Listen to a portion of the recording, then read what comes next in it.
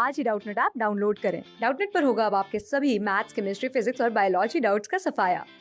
बस अपने क्वेश्चन की फोटो खींचो, उसे क्रॉप करो और तुरंत वीडियो सोल्यूशन पाओ। Download now.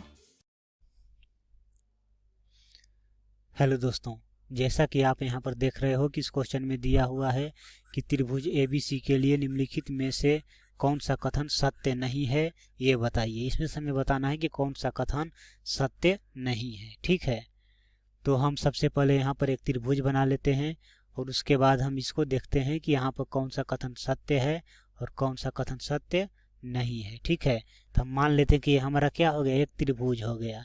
ये हमारा हो गया A, ये हो गया B और ये हो गया हमारा C। तो त्रिभुज के योग नियम से क्या होगा, तो त्रिभुज के योग नियम से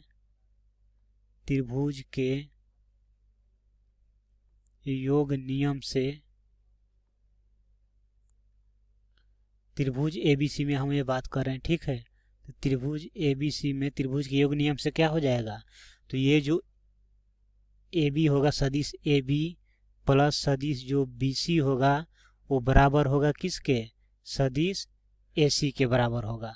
अर्थात हम यहाँ पर बोल सकते हैं कि सदिश AB प्लस सदिश BC बराबर होगा किसके, सदिश AC के। उसके बाद इसको हम इधर उधर करके भी लिख सकते हैं। बाकी एक चीज़ हम समझ लें कि अगर ये वेक्टर AB है अर्थात सदिश AB है और ये सदिश BA बन रहा है तो सेम होगा, बट यहाँ पर क्या आ जाएगा, माइनस आ जाएगा। ठीक है, तो हम इसको यहाँ पर क्या लिख सकते हैं, तो अब हम यहाँ पर देख रहे हैं कि ये अगर हम इस AC को CA लिखेंगे तो क्या आ जाएगा हमारा, तो अगर हम यहाँ पर सदिश AC को अगर हमको सदिश CA लिखना है तो यहाँ पर माइनस आ जाएगा। तो अर्थात हम यहाँ पर इसको क्या लिख सकते हैं, तो सदिश AB प्लस सदिश BC और ये क्या हो जाएगा, माइनस सदिश CA हो जाएगा।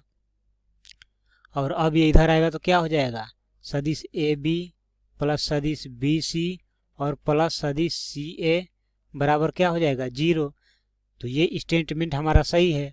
तो यहाँ पर पहला ऑप्शन दिख रहा है तो ये तो सही चीज़ है, कथन सत्य है। अब हम बात करते हैं दूसरे पर। तो दूसरा में क्या है, vector AB plus vector BC minus vector AC बराबर 0। तो ये हमारा क्या होगा, कथन गलत है। तो ये कथन गलत है, कथन सत्य नहीं है। ये वाला ये कथन सत्य नहीं है, ये हमारा सत्य। इसका बात करें अगर तो ये vector AB plus vector BC minus vector CA बराबर 0। तो ये क्या है हमारा, तो ये भी कथन हमारा गलत है। तो यहाँ पर ये क्या हो जाएगा, अभी हम देखें यहाँ पर कि vector AB plus vector BC plus vector CA बराबर 0 आ रहा है और यहाँ पर दे रहा है vector AB plus vector BC minus vector CA बराबर 0। तो ये क्या है, ये तो गलत है। क्वेश्चन क्या बोला, निम्नलिखित में से कौन सा कथन सत्य नहीं है।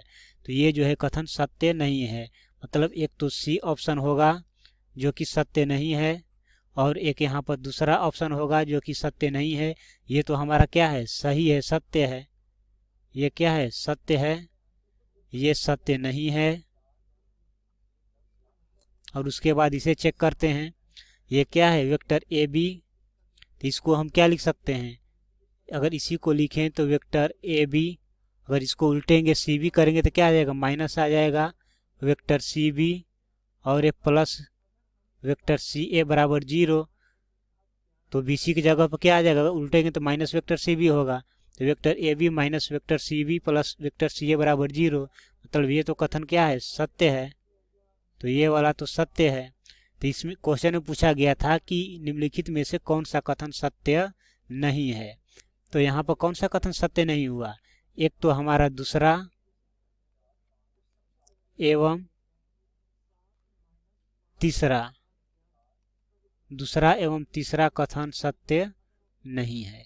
इस क्वेश्चन में हमें क्या बताना था, इस क्वेश्चन में हमें ये बताना था कि कौन सा कथन इसमें से सत्य नहीं है। तो दूसरा और तीसरा कथन इसमें सत्य नहीं है, बाकी पहला चौथा क्या है, इसमें कथन सत्य है।